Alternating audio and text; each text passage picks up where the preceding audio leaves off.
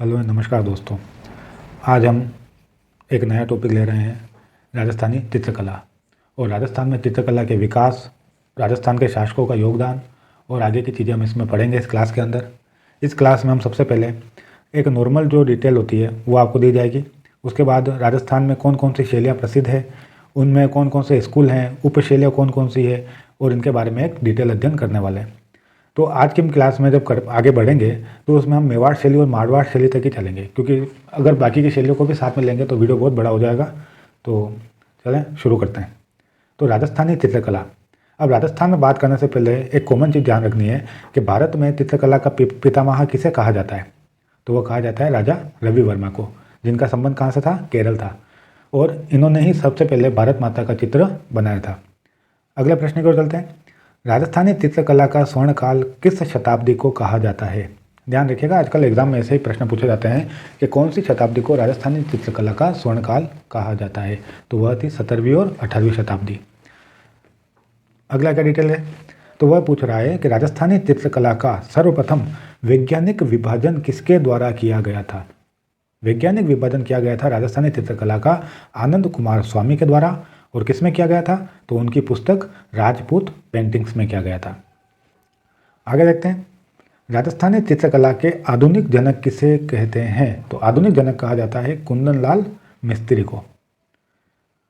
अगली डिटेल क्या कहती है कि राजस्थानी चित्रशैली नाम किसके द्वारा दिया गया था? तो यह दिया गया था रामकृष्ण दास के द्वारा। एक बार फिर से देखिएगा, राजस्थानी चित्रकला का स्वर्णकाल कब कहा जाता है? 17वीं और 18वीं शताब्दी को। राजस्थानी चित्रकला का वैज्ञानिक विभाजन किसके द्वारा किया गया था? आनंद कुमार स्वामी के द्वारा। किस में किया गया था? उनकी पुस्तक राजपूत पेंटिंग्स में। राजस्थानी चित्रकला के आधुनिक जनक किसे कहा जाता है? तो वह कहा जाता है कुंदनलाल मिस्त्री को। और जो ये राजस्थान के अलग अलग इलाकों में जो शैलियाँ चलती है, इन सभी शैलियों को मिलाकर एक समेकित रूप में राजस्थानी चित्रशैली नाम किसके द्वारा दिया गया था? तो वह दिया गया था रामकृष्ण दास के द्वारा। अब आगे की डिटेल पे चलते हैं। राजस्थानी चित्रकला की जन्मभूमि किसे कहा जाता है? तो मेवाड़ को कहा जाता है। राजस्थानी जो चित्रकला है उसकी जन्मभूमि कहा जाता है मेवाड़ को। और सबसे प्राचीन जो प्रमाण है चित्रकला के, वह भी कहाँ से मिलते हैं? मेवाड़ से मिलते हैं।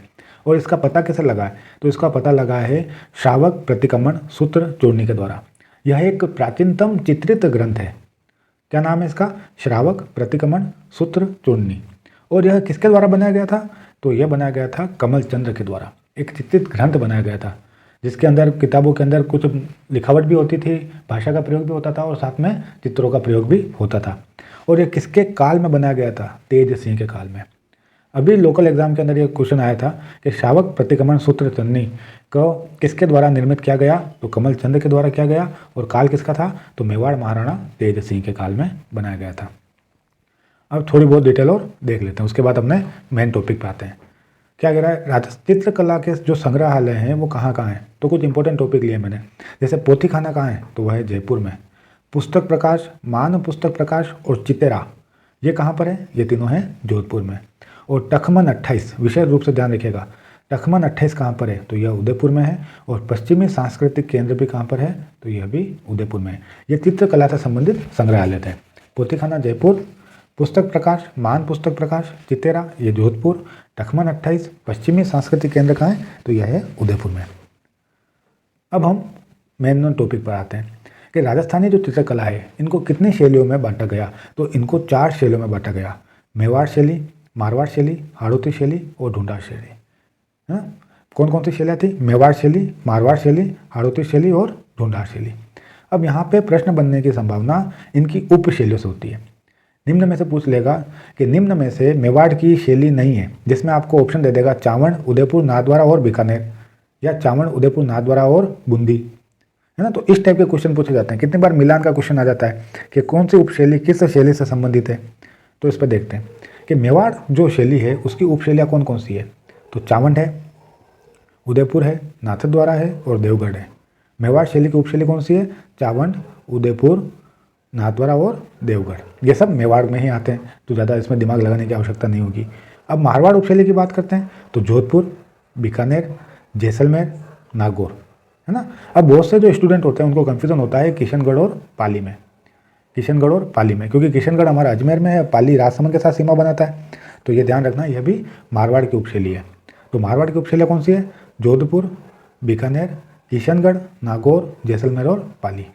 हाड़ौती की उपशैली की बात करते हैं। हाड़ौती दक्षिणी पूर्वी पठार वाला एरिया, जिसमें आ जाता है आपका कोटा, बूंदी और झालावाड़।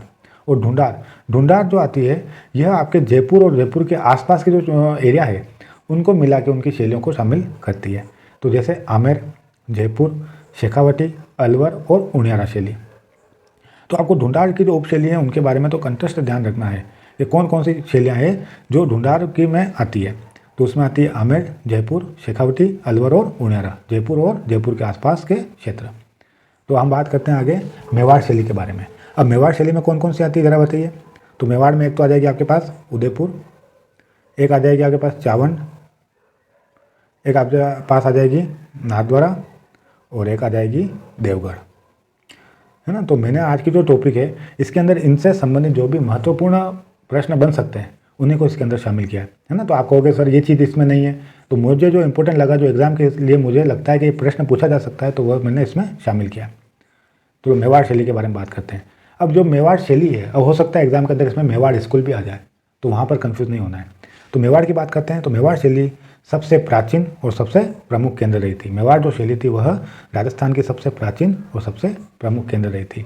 मेवाड़ शैली का प्राचीनतम ग्रंथ कौन सा है? अभी आगे ऊपर पढ़ के आए हैं, शावक प्रतिक्रमण सूत्र चूर्णी। किसने बनाया? कमल चंद्र के द्वारा बनाया गया था। और काल किसका था? तो महाराणा तेज सिंह का काल था। अब इसमें सर्वाधिक प्रसिद्ध चित्रित ग्रंथ कौन सा था? तो वह था रागमाला, है ना। कंफ्यूज मत होना, एक रागमाला आपके जोधपुर में भी मिलेगा, मैं मेवाड़ की बात कर रहा हूँ। तो मेवाड़ शैली में सबसे प्रसिद्ध चित्रित ग्रंथ कौन सा था? रागमाला। और किसके द्वारा बनाया गया था? तो ये बनाया गया था नसीरुद्दीन के द्वारा। अगर कोई पूछे कि मेवाड़ में रागमाला का चित्रांकन किसके द्वारा किया गया था, तो वह थे नसीरुद्दीन। और मारवाड़ में किसके द्वारा था? तो मारवाड़ में रागमाला का किया गया था वीर जी के द्वारा। ठीक है। अब चावंड चित्रकला का स्वर्णकाल किसके समय को माना जाता है? तो वह माना जाता है महाराणा अमर सिंह। महाराणा प्रताप के समय ये चालू हो गया था, पर महाराणा प्रताप के पुत्र अमर सिंह के काल को इसके मेवाड़ चित्रकला में का स्वर्णकाल माना जाता है। ठीक है, आगे बढ़ते हैं। अब उदयपुर शैली की बात करते हैं। तो उदयपुर शैली में क्या था? तो यहाँ पर पंचतंत्र पर चित्र बनते थे। पंचतंत्र किसकी थी? तो यह थी विष्णु शर्मा की। तो पंचतंत्र पर चित्रों के लिए कौन सी शैली विख्यात है? तो वह है उदयपुर शैली। और इसमें किसका चित्रण है? तो कलिला और दमना का। कलिला और दमना। अब ये कलिला दमना क्या है? तो अगर पहले भी एक प्रश्न आ चुका है कि कलिला दमना क्या है, तो ध्यान रखिएगा, कलिला और दमना मेवाड़ शैली के दो पात्र हैं। मेवाड़ शैली के क्या हैं? दो पात्र हैं। अब कलिला दमना है क्या? तो यह एक दो गीदड़ों की कहानी है।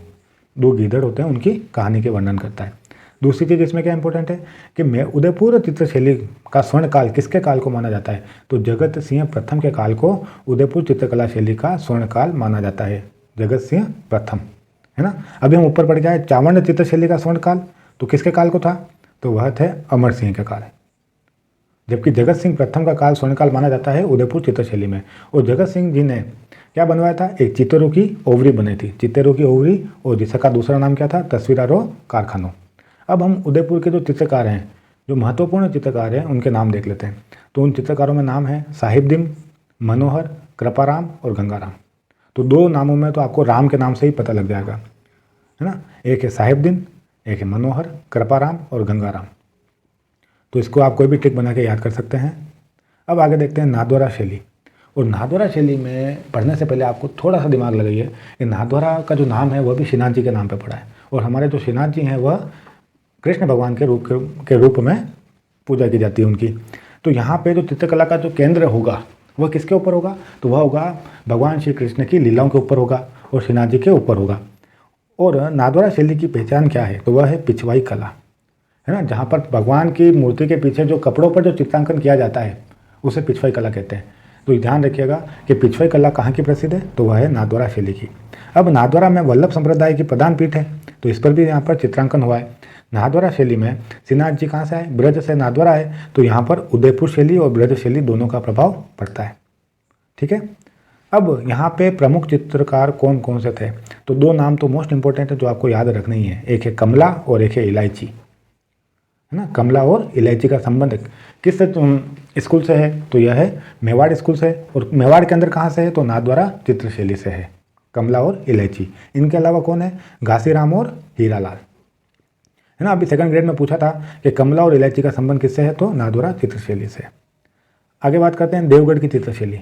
अब यहाँ से सबसे इंपॉर्टेंट प्रश्न बनता है कि देवगढ़ की जो शैली है उसको प्रकाश में लाने का श्रेय किससे जाता है, तो वह जाता है डॉक्टर श्रीधर अगारे को। देवगढ़ शैली को प्रकाश में लाने का श्रेय जाता है डॉक्टर श्रीधर अगारे को।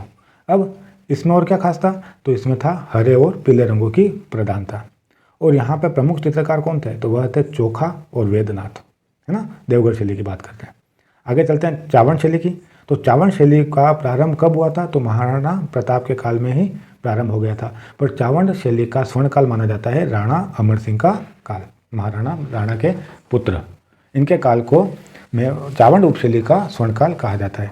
और यहाँ रागमाला किसके द्वारा बनाया गया था, तो यह बनाया गया था नसरुद्दीन के द्वारा। और मारवाड़ में बनाया गया था वीर जी के द्वारा। अब हम बात करते हैं मारवाड़ की शैलियों के बारे में। तो अब इसके अंदर कौन कौन सी उपशैलियाँ आती है, तो मारवाड़ की शैलियों के अंदर जोधपुर आएगा, किशनगढ़ आएगा, है ना। जोधपुर आएगी आपकी, किशनगढ़ है मारवाड़ के अंदर। उसके बाद क्या है, बीकानेर है, जैसलमेर है, पाली है, ब्यावर है। तो इनमें जो जो भी इंपॉर्टेंट चीज़ें हैं वो सब आपको इसमें शामिल करके बताई गई है। तो हम बात करते हैं जोधपुर उपशैली के बारे में। तो जोधपुर उपशैली का प्रारंभ किसके काल में हुआ था, तो राव मालदेव के काल में हुआ था। स्वर्णकाल किसे माना जाता है, तो जसवंत सिंह प्रथम और मान सिंह के काल को जोधपुर उपशैली का स्वर्णकाल माना जाता है। जसवंत सिंह प्रथम और मान सिंह के काल में। और मान सिंह कौन थे, मान सिंह वही थे जिन्होंने जोधपुर में नाथ संप्रदाय की पीठ रखी थी और मान प्रकाश पुस्तकालय बनाया था, ध्यान रखिएगा। अब इसमें क्या है, रागमाला ग्रंथ बताया था ना आपको, मेवाड़ में रागमाला किसके द्वारा बनाया गया था, नसीरुद्दीन। और मारवाड़ में बनाया गया था वीर जी के द्वारा। और यहाँ के जो चित्रकार हैं उनके नाम पूछे जाते हैं। पिछले डेट में सीधा सा क्वेश्चन आया था कि नाथा, डालू, छज्जू और सेफू का संबंध किस चित्रकला शैली से है, तो इनका संबंध है जोधपुर चित्रकला शैली से। वापस आप नाम देखिएगा, क्या नाम है, नाथा, डालू, छज्जू और सेफू। ये जो चित्रकार थे इनका संबंध था मारवाड़ शैली से या जोधपुर शैली से। आगे बढ़ते हैं बीकानेर उपशैली पर। अब बीकानेर की जो उपशैली है यह जो थी यह मुगल से प्रभावित होने वाली शैली थी, है ना। सबसे ज़्यादा मुगल की चित्रकला से प्रभावित हुई थी जयपुर की शैली और उसके बाद थी बीकानेर की शैली, क्योंकि बीकानेर के राव कल्याणमल, राय सिंह ये सब मुगल प्रभाव में थे। तो यहाँ की चित्रकला पर भी मुगल कला का प्रभाव पड़ा है। तो मुगल शैली का सर्वाधिक प्रभाव कब पड़ा, तो वह पड़ा राय सिंह के काल में, है ना। और बीकानेर उपशैली का स्वर्णकाल किसके काल को कहा जाता है, तो वह कहा जाता है अनूप सिंह के काल को। और आगे देखिएगा, अनूप सिंह लाहौर से उस्ता कला के चित्रकार लेके आए थे। हमने पढ़ा है आगे उस्ता कला क्या होती है, उस्ता कला, है ना। ऊंट की खाल पर चित्रांकन जो की जाती है उसे कहा जाता है उस्ता कला। उस्ता कला कहाँ की प्रसिद्ध है, तो यह है बीकानेर की प्रसिद्ध है ना। तो यह उस्ता कला के जो कारीगर थे उनको लाहौर से लाने का कार्य किसके द्वारा किया गया था, अनूप सिंह जी के द्वारा। और अनूप सिंह जी के कार्य को ही बीकानेर उपशैली का स्वर्णकाल कहा जाता है। अब यहाँ के चित्रकार कौन कौन थे, तो यहाँ के चित्रकार थे मुन्नालाल, चंदूलाल, कायम और मुराद। मुन्नालाल, चंदूलाल, अब यहाँ पे भी दो जनों के नाम के आगे क्या आ गया, लाल आ गया। मुन्नालाल, चंदूलाल, कायम और मुराद ये प्रमुख चित्रकार थे बीकानेर उपशैली के। अब यहाँ के बीकानेर के जो चित्रकार थे उनकी विशेषता क्या थी, तो ये अपने चित्र के नीचे नाम और तिथि अंकित करते थे, है ना। जैसे भी कोई चित्र बनाते हैं तो उसके नीचे अपना नाम भी सिग्नेचर भी कर देते थे और चित्र बनाने की तारीख को भी ये लिख देते थे। और यहाँ के जो चित्रकार हैं उन्हें उस्ताद के नाम से पहचाना जाता था। तो अगर आपको कहीं पर भी चित्रकार का नाम पूछा जाए प्रश्न के अंदर और उस्ताद आ जाए तो उसका मतलब है यह बीकानेर उपशैली से संबंधित है। आगे देखते हैं किशनगढ़ शैली, सबसे इम्पोर्टेंट, है ना। किशनगढ़ शैली को प्रकाश में लाने का श्रेय किसे दिया जाता है, तो एरिक डिक्सन को दिया जाता है। किसे दिया जाता है, एरिक डिक्सन को। किशनगढ़ शैली में जब एक चित्र बना था जिसे भारत की मोनालिसा भी कहा जाता है, उस चित्र का नाम क्या था, बनी थणी, है ना। तो उस समय शासक कौन थे और किसके कहने पर बनाया गया था, तो वो बनाया गया था नागरी दास के कहने पर। और नागरी दास का दूसरा नाम क्या है, तो वह है सावंत सिंह। तो किशनगढ़ चित्रशैली का स्वर्णकाल किसे कहा जाता है, तो वह कहा जाता है सावंत सिंह के काल को या नागरी दास के काल को। अब आगे एक और चीज़ देखिए कि यहाँ पे एक चांदनी रात की संगोष्ठी का भी चित्र का वर्णन मिलता है। चांदनी रात की संगोष्ठी, और इसका निर्माण किया गया था अमित चंद्र जी के द्वारा। यहाँ के चित्रकार कौन थे? तो यहाँ के चित्रकार थे अमित चंद, मोरध्वज, निहाल चंद और सूरज ध्वज। अब यहाँ से जो प्रश्न बनता है वो सीधा बनी थनी में से बनता है। तो पहली चीज़, बनी थनी का संबंध किस चित्रकला शैली से है? तो वह है किशनगढ़ चित्रशैली से। इसे क्या कहा जाता है? इसे भारत की मोनालिसा कहा जाता है। बनी थनी को क्या कहा जाता है? भारत की मोनालिसा कहा जाता है। किसने कहा? तो यह कहा था एरिक डिक्सन के द्वारा। काल किसका था? नागरी दास का काल था। किसकी याद में बनाया था? अपनी प्रेमिका की याद में बनाया था, है ना। और वो अपनी प्रेमिका को राधा के रूप में अंकित करना चाहते थे। और इस बनी थनी का निर्माण या चित्रकला किसके द्वारा की गई थी? तो वह की गई थी मोरध्वज निहाल चंद के द्वारा। ठीक है। अब इसमें और क्या इंपॉर्टेंट है कि जो बनी थनी है उसके नाक के आभूषण को वेसरी कहा जाता है ना। यह आभूषण में भी एक प्रश्न बनता है कि वेसरी कहाँ का आभूषण है? तो वेसरी नाक का आभूषण है। बनी थनी पर डाक टिकट कब जारी किया गया? तो 1973 में, 1973 में बनी थनी पर डाक टिकट जारी किया गया था। और बनी थनी में विशेषता क्या है? तो उनकी खंजर आंखें, बिल्कुल खंजर के समान आंखों का निर्माण किया गया।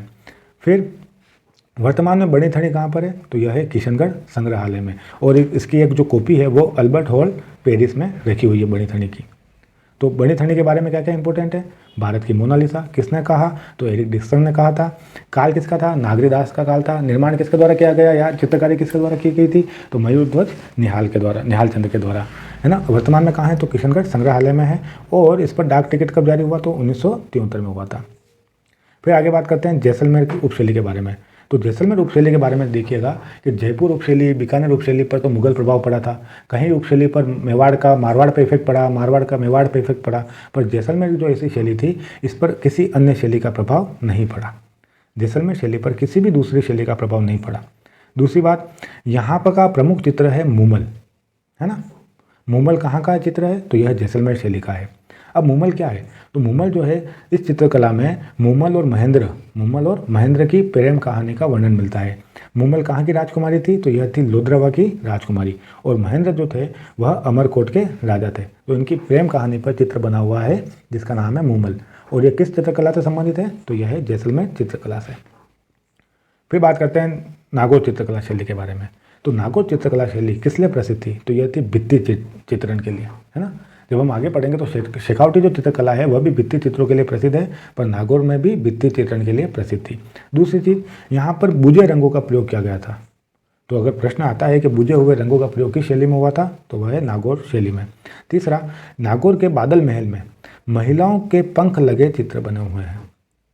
नागौर का जो बादल महल है वहाँ पर महिलाओं के पंख लगे हुए चित्र उत्कीर्ण है। तो आज हमने मेवाड़ और मारवाड़ शैली के बारे में चर्चा करी है। एक बार क्विक रिवीजन कर लीजिए।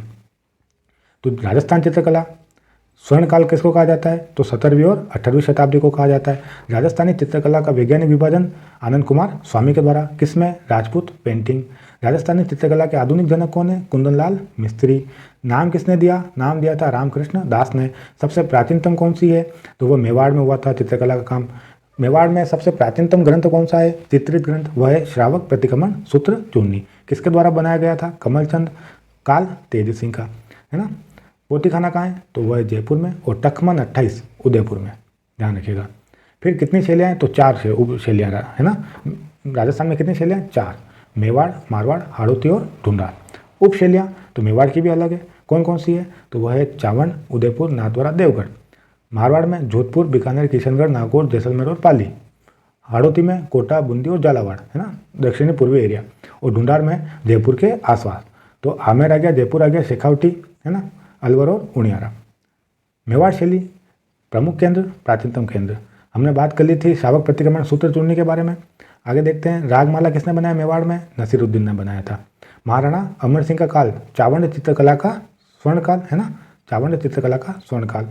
फिर उदयपुर चित्रशैली स्वर्णकाल, जगत सिंह प्रथम का काल। दूसरी चीज़, यहाँ पर पंचतंत्र के चित्र बनते थे। कलीला दमना का संबंध किस चित्रशैली से है? उदयपुर चित्रशैली। चित्रों की ओवरी और तस्वीरों और कारखानों का निर्माण किसके द्वारा किया गया? जगत सिंह प्रथम के द्वारा। चित्रकार साहिबदीन, मनोहर, कृपाराम और गंगाराम। नाथद्वारा श्रीनाथ जी। और जहाँ पे श्रीनाथ जी आ गए तो वहाँ पे बात किसकी होगी? वहाँ पे बात होगी आपके पिछवाई के बारे में, है ना, वल्लभ संप्रदाय के बारे में, और कमला और इलायची के बारे में। देवगढ़ तो प्रकाश में लाने का श्रेय श्रीधर अगारे को। किसको? श्रीधर अगारे को। चावड़ की बात करते हैं तो स्वर्णकाल वापस किसका है? महाराणा अमर सिंह। रागमाला का चित्र किसके द्वारा? नसीरुद्दीन। मारवाड़ में बात करें तो स्वर्णकाल जगत सिंह प्रथम व मान सिंह के द्वारा। ये आपके जयपुर वाले मान सिंह नहीं है, ये कौन से? जोधपुर वाले, जिन्होंने मान प्रकाश पुस्तकालय का निर्माण किया था और जोधपुर में ही नाथ संप्रदाय की पीठ रखी थी। रागमाला की बात करें, अब मेवाड़ में नसीरुद्दीन तो मारवाड़ में वीर जी। चित्रकार इंपॉर्टेंट है, ध्यान रखिएगा, नाथा, डालू, छज्जू और सेफू। बीकानेर जिस पर मुगल शैली का प्रभाव पड़ा, जयपुर में सर्वाधिक पड़ा था, यहाँ पे थोड़ा कम पड़ा था। रायसिंह, क्योंकि रायसिंह को क्या कहा जाता है? मुगल काल का स्तंभ कहा जाता है ना। फिर स्वर्णकाल अनूप सिंह। अनूप सिंह क्या लेके आए थे लाहौर से? उस्ता कला लेके आए थे। उस्ता कला क्या होता है? ऊँट की खाल पर चित्रांकन। कहाँ की प्रसिद्ध है? बीकानेर की। फिर यहाँ के चित्रकार चित्र के साथ अपना नाम और तिथि अंकित करते थे। चित्रकार कौन थे? मुन्ना लाल और चंदूलाल। आगे किशनगढ़। किशनगढ़ से सबसे इंपॉर्टेंट चीज़ बड़ी थड़ी। बड़ी थड़ी के नाक का आभूषण वेसरी। ठीक है, नाक का आभूषण क्या है? वेसरी। डाक टिकट 1973 को। बड़ी थड़ी बनाया किसने? मयूरध्वज और निहाल चंद ने। काल किसका था? सामंत सिंह और नागरीदास का काल था। और सामंत सिंह और नागरीदास का काल ही क्या कहलाता है? स्वर्णकाल कहलाता है। अब बड़ी थड़ी वर्तमान में कहाँ है? तो किशनगढ़ संग्रहालय में। और कॉपी कहाँ है? अल्बर्ट हॉल पेरिस में। जैसलमेर सीधी सी चीज़ है, मूमल है ना, मूमल, और इस पर किसी का प्रभाव नहीं पड़ा। नागौर में भित्ति चित्रण, बूझे रंगों का प्रयोग, और बादल महल में क्या है? महिलाओं के पंख लगे चित्र दर्शाए गए। तो ठीक है दोस्तों, आज हमारा पार्ट 1 ये समाप्त होता है। अब राजस्थान की चित्रकला का जो अगला पार्ट है, पार्ट नंबर 2, वो हम अगली वीडियो में देखेंगे, जिसमें 2 वीडियो के बाद आपकी राजस्थान की चित्रकला पूरी तरह से कंप्लीट हो जाएगी। अब अगली वीडियो लाने से पहले आपसे रिक्वेस्ट है कि अगर आपको ये पसंद आ रहा है, हमारी जो सीरीज चल रही है आपको अच्छी लग रही है, तो हमारे चैनल को आप लाइक और सब्सक्राइब भी कर सकते हैं, है ना। और अगर आपको कोई कमी लगती है तो आप उसे कमेंट में बता सकते हैं। ठीक है दोस्तों, धन्यवाद।